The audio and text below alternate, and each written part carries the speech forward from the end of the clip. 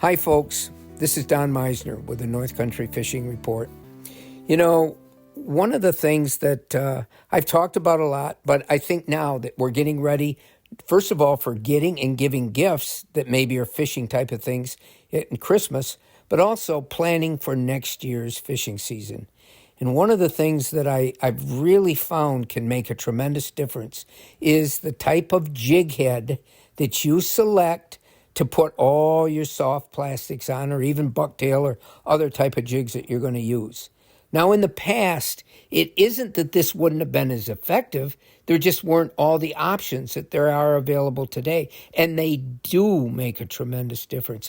And let's look at some of the different aspects of a jig head that you have to look at. First of all, is the material that's used.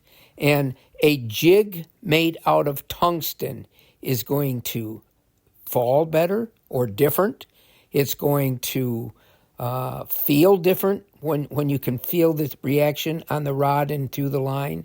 It's going to make whatever you use appear different to the fish. It really is, because again, it changes the speed and it changes the sensitivity.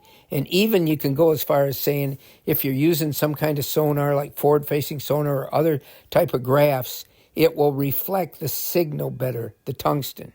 So the material you use is critical. The shape.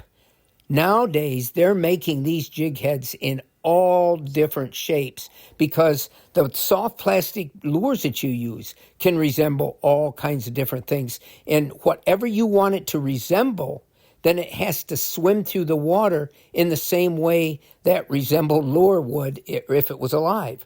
So if you're using something that you're going to put like a shad or shiner type of bait that's going to swim through the water, then you want a jig head that's going to be less resistant to the water. It's going to make it swim smoother. The other thing is, a lot of these jig heads now are attached to the hook in a different way. And I can use a very personal experience to illustrate this. There's a bait that both my buddy Rust and I both tend to favor. It's a Z-Man shad shaped bait, 3 inches or 4 inches long. And so one day we were fishing one of our favorite lakes. We each had the same lure, the same color on, but Rust was using a new type of jig head that allowed that bait to pivot freely. And he kept catching more fish than me. And I said, Rust, what are you doing? Is it the speed or whatever? And he just kind of smiled. And he showed me that jig head. And he said, here, you use one too. And once I put it on, my bait, even though I was fishing at the same speed, jerking it or jigging it the same way, it was looking different to the fish, and they liked it better. So there's a lot of options here, and every company is doing it. You can go on and see that.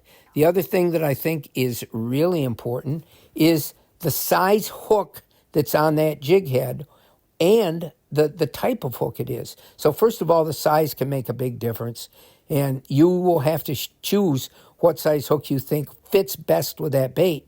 But even more than that is the quality of that hook, the shape of that hook.